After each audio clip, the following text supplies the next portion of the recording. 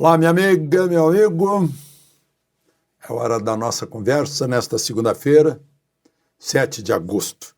No 7 de agosto, em 1709, lá na Praça do Comércio, ou Largo do Paço, todo mundo que vai a Lisboa quer ir à Praça do Comércio.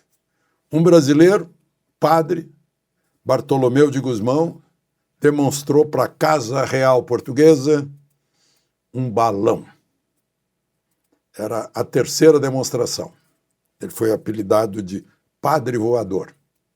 Vejam só a tendência dos brasileiros para o que está lá em cima, né? Bartolomeu, Augusto Severo, Santos Dumont. E num dia como hoje, em 1974, eu lembro que eu estava no Jornal do Brasil, renunciou o presidente dos Estados Unidos, Richard Nixon, em consequência do caso Watergate. Deu um filme, né? 2 repórteres do Washington Post que começaram a investigar quem estava por trás da invasão do Comitê Central do Partido Democrata do complexo Watergate, que fica ali do lado do Rio, em Washington. E descobriram que tinha ligação com a Casa Branca. Ele acabou renunciando. Bom, vamos aos demais assuntos de hoje. Não deixe de se inscrever se ainda não fez isso. E ao final de dar o seu gostei ou não gostei. Vamos lá.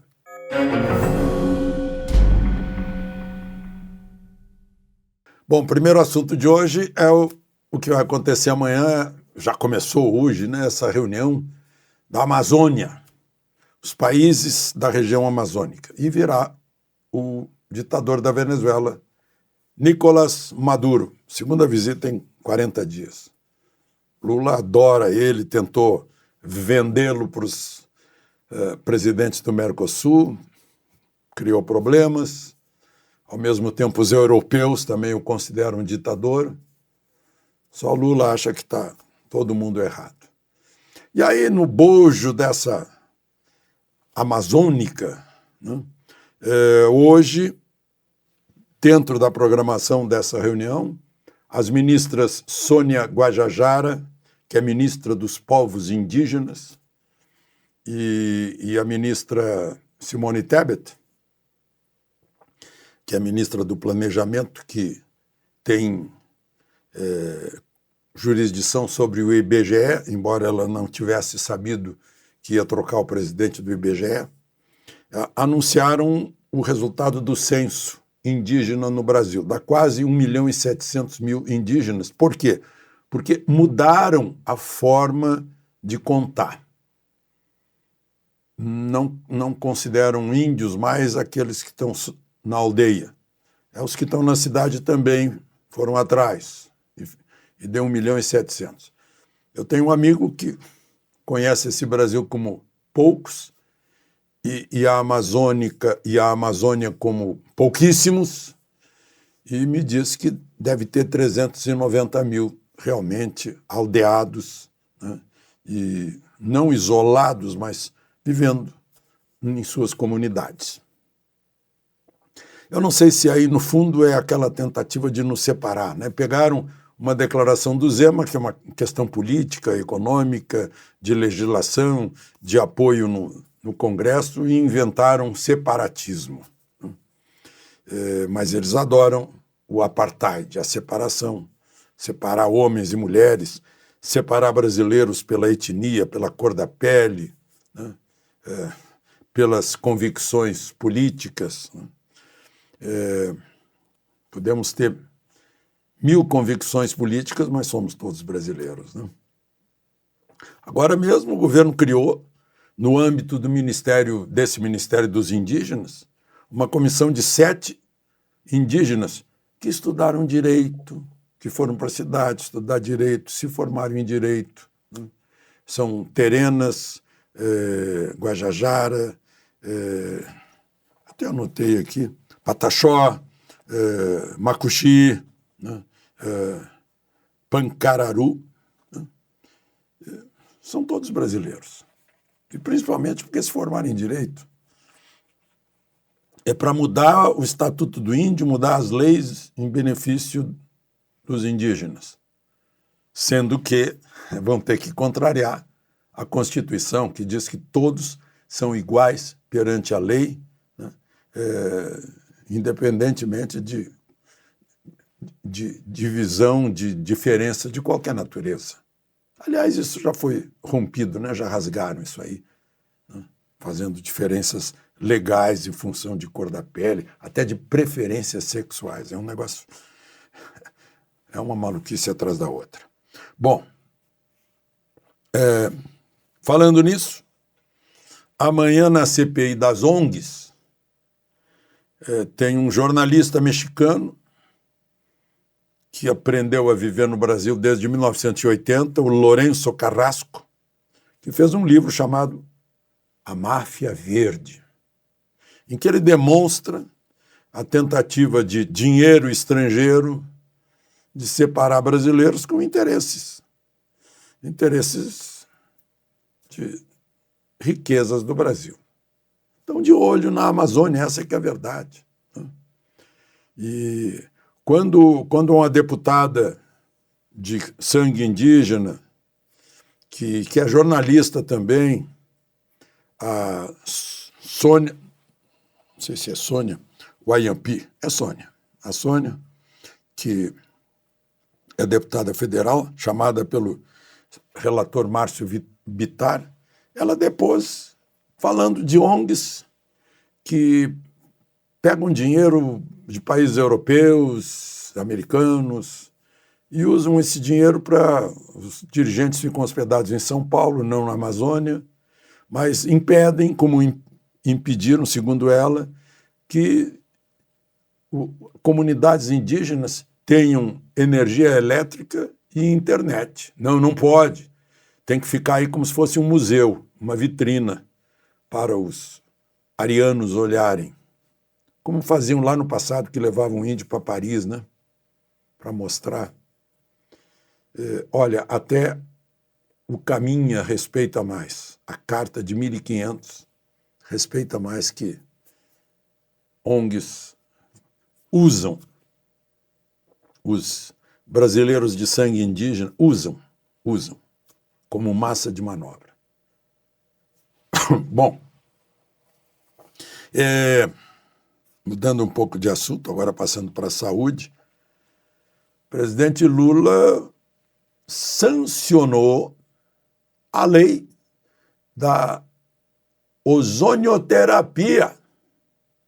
Vocês lembram que era piada durante a pandemia? A esquerda fazia piada durante a pandemia, envolvendo o Bolsonaro, presidente da República. Ninguém foi incriminado por isso, ninguém foi processado por isso, mas faziam ilações sobre como o Bolsonaro deveria se tratar de ozonioterapia. Lula sancionou a lei.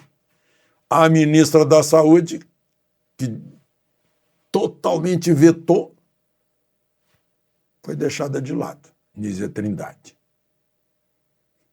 A Anvisa vai ter que fiscalizar, a comunidade científica está de orelha em pé. Vejam só. Coincidentemente, no dia em que é publicado na Nature, no Scientific Report, os resultados da hidroxicloroquina nos alvéolos pulmonares, nos cílios, nas células epiteliais ciliadas. O resultado positivo contra danos e infecções. E agora? Quantas vidas foram salvas e quantas vidas foram perdidas? E quais as responsabilidades dos negacionistas que negaram o tratamento de uma doença? Negaram. Imagina se alguém dissesse, não, eu vou negar o tratamento do câncer. O negócio acontece aqui na nossa cara, no nosso país. No nosso país, porque o país é nosso, porque nós somos o país. Vamos deixar isso bem claro. O país não é um mapa, nem é uma constituição. É um povo, uma nação que se organiza e forma um país. Bom, o ministro Alexandre de Moraes, que é o manda-chuva lá no Supremo, autorizou o ministro da Justiça a fornecer, disse que pode fornecer as imagens que o ministro tanto negou, tanto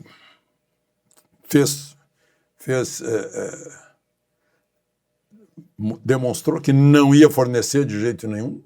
Pode fornecer, não tem problema, para a CPMI. Agora o Ministério anuncia que vai pedir à Polícia Federal como? Mas as imagens são lá do Ministério da Justiça. E o Ministério da Justiça jurisdiciona a Polícia Federal. Não. A propósito, a Procuradoria-Geral da República denunciou mais 40. Já haviam sido denunciados 1.290 cuja denúncia foi aceita e foram convertidos em réus naquela justiça por atacado. É a grande pergunta sobre o devido processo legal, se houve individualização das denúncias, dos julgamentos. Não houve, foi por atacado, por blocos, 8 blocos. Aliás, o Alan dos Santos agora está convertido em réu por ameaça ao ministro Barroso.